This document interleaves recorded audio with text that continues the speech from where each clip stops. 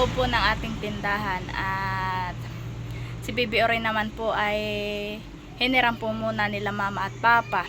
Ay iyon po hinatid po namin kanina. Kinaon po nila sa may tabing agos si Bibi Orin. Ay ngayon po ang gagawin ko po ay ako po magre-retail ngayon ng mantika po na paninda. So ayan po, samahan niyo po ako. At ayan po ang panahon po dito ay sumisikat na po ang araw. Oh. Sana naman po magtuloy-tuloy na po ang init.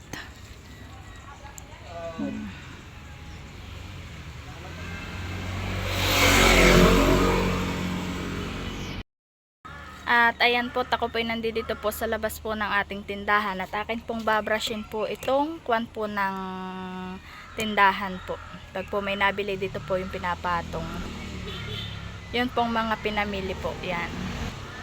At akin na po muna babrushin po. At nabrush ko na po yung nasa loob. Ayan po, natapos ko na po siyang linisan, maputi na po. Pati po yung loob po ay ni akin na po ni brush. Ayan po, tapos na. Tapos ayan po ang laman po ng ating munting tindahan ngayon. Ito po, dito ko po talaga nilagay sa stante glass po yung mga hakubin. Tapos po yung tinapay. Ito po. Yan.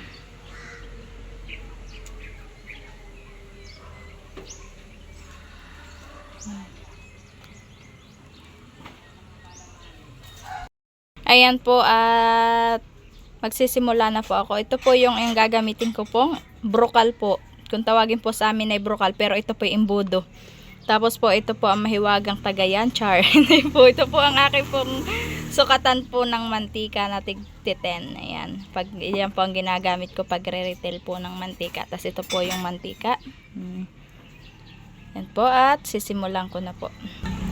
Tapos, ito din po yung lalagyan ko po ng iniretel ko pong mantika. Tapos po, ito po yung plastic po ng ice candy po. Ito po yung ginagamit ko. Ang size po niya ay, hindi ko po masyadong kita yung size niya. Ayan po. Yan po yung ginagamit ko pong lagayan ng mantika po. Yan. Habang kung wala pong nabili ay ako po magre-retail po.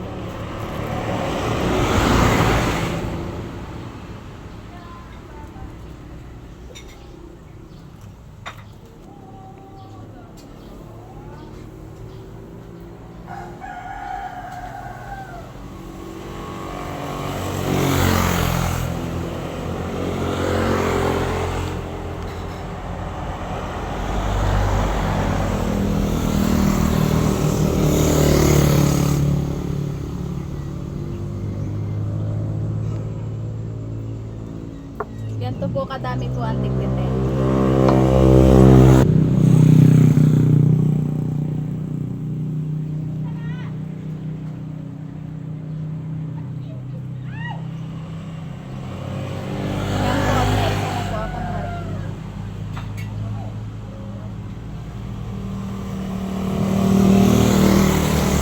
Yung pong iba pong ganito pong plastic ay mahirap po siyang anuhin po. Gawa po ng dikit na dikit po yung pagkakaano niya.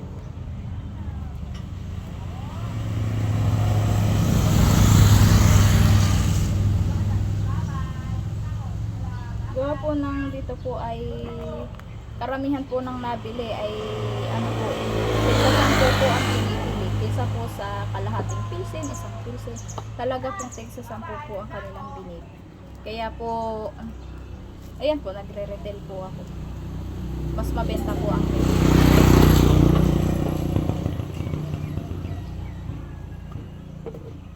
bihira lang po ang may bumili po ng isang pilsen. Tapos kalahati. Puro tig 10 po.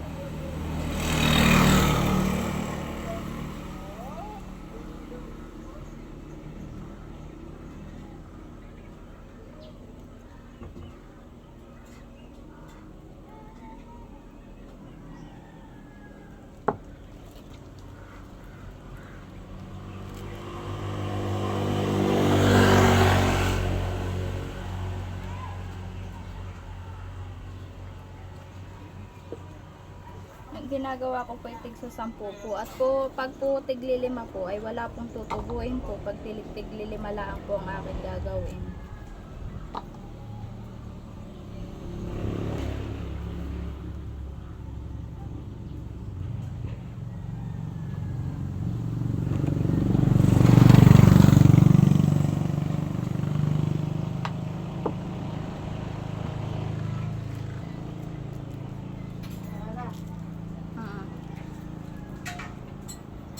Tapos magre-retail din po ako ng palm ng coconut po. Ito po ay palm. Tapos ang nire-retail ko po ay palm. Tapos po ang mamaya po ang re-retailing ko po ay coconut.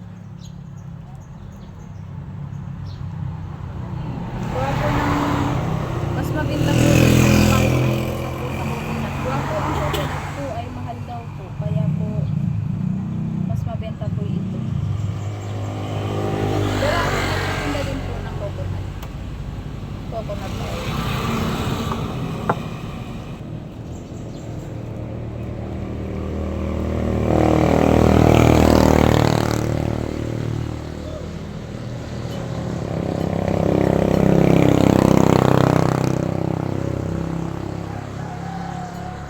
Tapos si Bibiro naman po ay mamaya naman po namin po kakaunin po.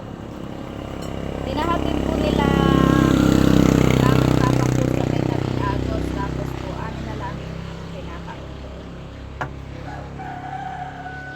Gawa po ng matagal na daw po hindi po doon nagala po si Bibiro. Kaya po hiniram po muna ng dalawa.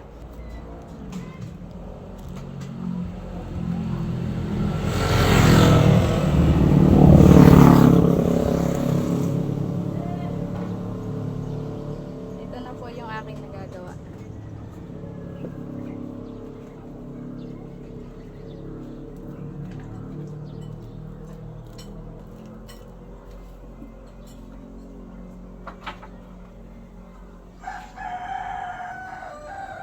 Oh, napadami. Yung pong gawa ko po ay may doon pong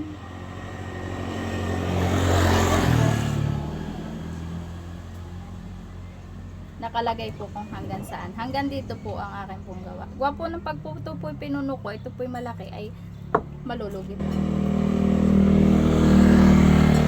Kaya po ang ginagawa ko po ay hindi ko po siya pinupuno.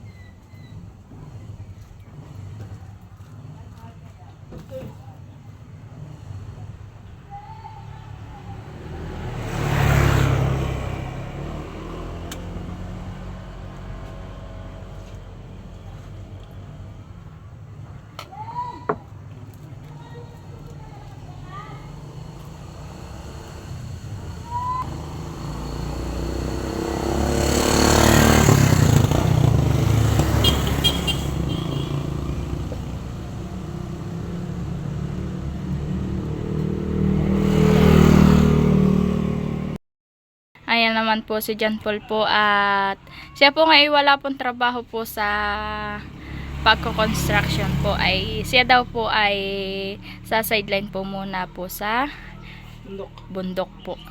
Yan Hi guys. Po. Sisilid po siya po ng baon po niyang tinapay. Ayan po yung pong mga kasama po niya. Sila po ay 3.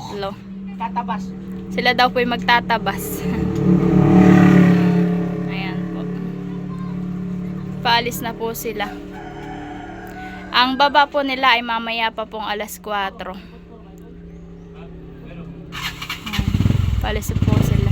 Dahan-dahan ha, John Paul. Paalis na po sila.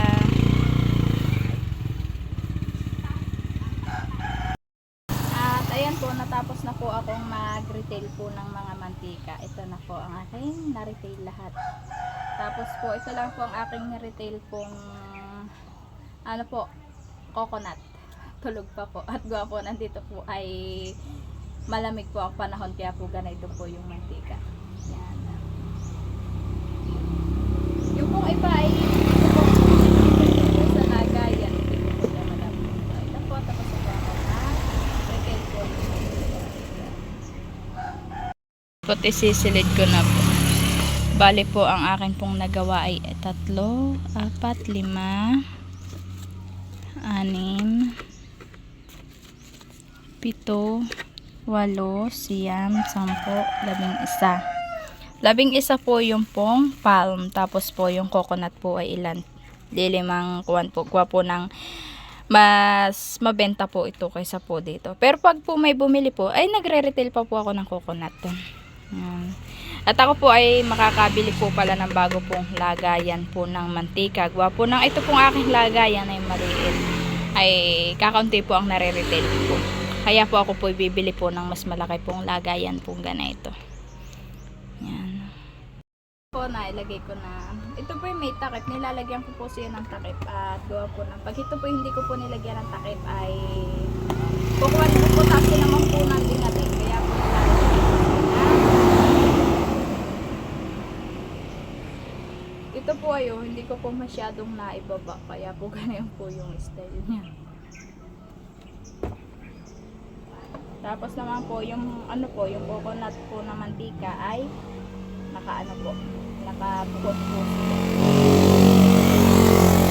Kailangan ko pa po palang mag-ano po, mag-retail pa po ng iba po ng kasamahan po ng coconut. Kuha po ng kakaunti po. So ayan po, tapos na po ako mag-retail. Nag-aantay na lang po ako ng mga bibili. At ayan na nga po, ako po'y mag-isa lang po dito po sa aming bahay. Gawa po ng si Bibi Orin po ay nasa tawid, kina mama. Tapos si John Paul naman po ay nag-sideline po siya sa pagtatabas po sa bundok. At sabi daw po nung pinagagawaan po nila sila po yung nagagawa po yata. Di ko po alam kung ano pong ginagawa nila sa pagko-contraction dahil wala daw po muna ngayong materyales. Ay bukas pa daw po makakabili. Kaya bukas lang po si John Paul po makakapasok po ulit. Ay siya po yung sumaidlan po muna sa pagtatabas. At siya daw naman po ay wala ngayong pasok. Kaya po siya sumama sa bundok. Kaya ayan po. Gaantay po lang ako dito sa ating tindahan. Baka po may bumili. Ayan.